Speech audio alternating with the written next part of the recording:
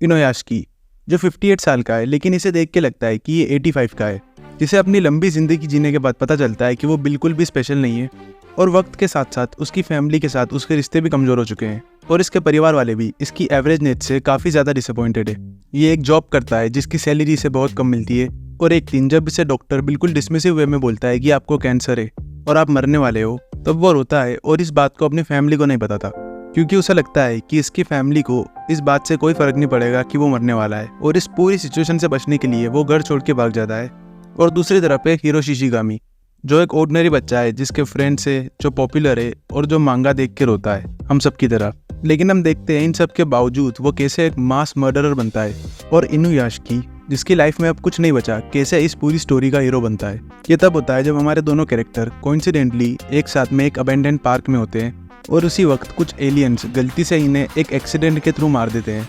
बाद में वो एलियन कंक्लूजन पे आते हैं कि इन दोनों ह्यूमंस की बॉडी को रोबोट के पार्ट्स के साथ रिप्लेस कर देंगे।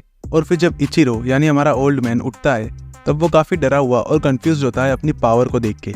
इचिरो बाद में अपनी सिचुएशन को समझने के बाद उस पार्क में वापस जाता है और रियलाइज करता है कि वो अपनी सिचुएशन पे रो भी नहीं सकता। और वो खुद से पूछता है क्या वो एक इंसान भी है। और जब अपने ईयर्स को टच करता है वो, तब एक वो होमलेस इंसान की आवाज़ सुनता है, जिसे एक सेकंड चांस मिलता है अपनी वाइफ के साथ में वापस आने का और एक नई शुरुआत करने का लाइफ की। लेकिन उस इंसान को कुछ आवारा बच्चे परेशान कर रहे होते हैं, उसे मार रहे होते हैं और उसे जला रहे होते हैं। और उस वक्त इचिरो भले ही डरा हुआ होता है, लेकिन वो डिसाइड करता है कि वो इसकी हेल्प करेगा। और उस इंसान की हेल्प करने के बाद, उसकी जान बचाने के बाद, जब वो उस होमलेस इंसान का चेहरा देखता है, तब वो रियलाइज करता है कि वो इसी के लिए बना है और लोगों की हेल्प करना उसे एक ह्यूमन बनाती है। अब दूसरी तरफ देखें तो है हीरा, यानी वो बच्चा जो इसी की तरह रोबोट बन चुका है। हीरा का जिंदगी को देखने का नजरिया काफी अलग था। उसके साथ जो इंसिडेंट हुआ, उसके बाद वो खुद से ये सवाल पूछने लगा कि क्या मैं एक इंसान हूँ भी। और उसकी इंसानियत का टेस्ट करने के लिए वो जो चीज करता है वो काफी ज्यादा ब्रूटल थी और मेरे लिए देखना काफी ज्यादा मुश्किल था। ただいま。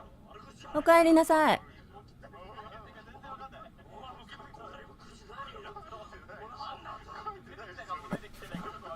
誰？バンバンバンバンバンバン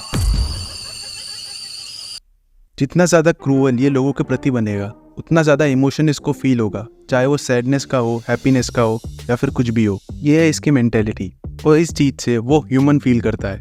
अकॉर्डिंग टू हिम इसने कुछ गलत नहीं किया, लेकिन फिर भी इसकी लाइफ में सब गलत हो रहा है। और दूसरी तरफ हम देखते हैं इचिरो को, जिसके आसपास कई गलत चीजें हो रही है और उनको इम्प्रूव करने के लिए और उनमें हेल्प करने के लिए वो खुद जिम्मेदारी लेता है और हर एपिसोड में वो और अच्छा इंसान बनता जाता है। ये दोनों कैरेक्टर्स एक दूसरे से बिल्कुल अलग है और ये चीज सेंस बनाती है कि ये आपस में एक दूसरे से मिले और भिड़े। अब इसके प्लॉट की बात करूँ तो इसका प्लॉट काफी ज्यादा अच्छा है। इचिरो और हीरो पूरे शो में एक दूसरे से काफी रेयर ओकेजन्स पे क्लैश करते हैं और ज्यादा मिलते नहीं है। एक तरफ हम देखते हैं ओल्ड मैन को और उसकी लाइफ के एडवेंचर्स को, और दूसरी तरफ हीरो को।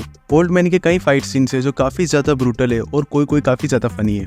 इस शो की एक बात मुझे अच्छी लगी कि इचिरो को एक रोबोट बॉडी मिलती है और पूरे शो में वो एक चीज करता है, वो है दूसरों को बचाना और इंसान बनने की कोशिश करना। लेकिन सच तो ये है कि इचिरो हमेशा से दूसरों की केयर करता है, जैसे कि जब वो एक डॉग को अडॉप्ट करता है जब दूसरे लोग उसे इग्नोर कर रहे होते हैं। फर्क सिर्फ इतना है कि अब उसके पास पावर है कुछ चेंज लाने की। जब वो अपनी बॉडी को खो देता है तब उसके पास एक ही चीज बची होती है, वो होती है दूसरों की हेल्प करना और दूसरों को हील करना।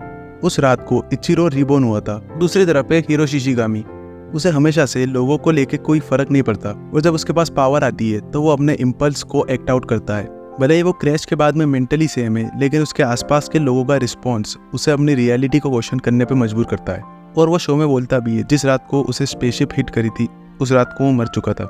इसके एक्शन की बात करूँ तो थोड़ा बहुत इम्प्रूव हो सकता था।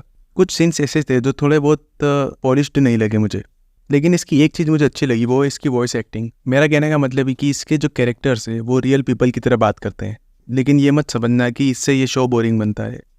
ओवरऑल ये एनिमे काफ़ी ज़्यादा वियर्ड है, अपसर्ड है और सेल्फ अवेयर है, और ये एक कमाल की स्टोरी बताता है इन सब चीज़ों के साथ में। ये शो आप ज़रूर एक बार चेक करना। एनिमे 2017 में आया था, लेकिन कई लोगों ने इसे मिस ही कर दिया और इसके बारे में भूल ही गए। इस टाइप का एनिमे मैंने देखा भी नहीं है जहाँ पे एक ओल्ड आदमी हीरो है और एक यंग आदमी विलन है।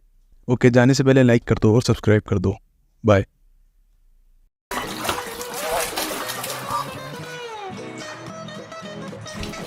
は生きてる。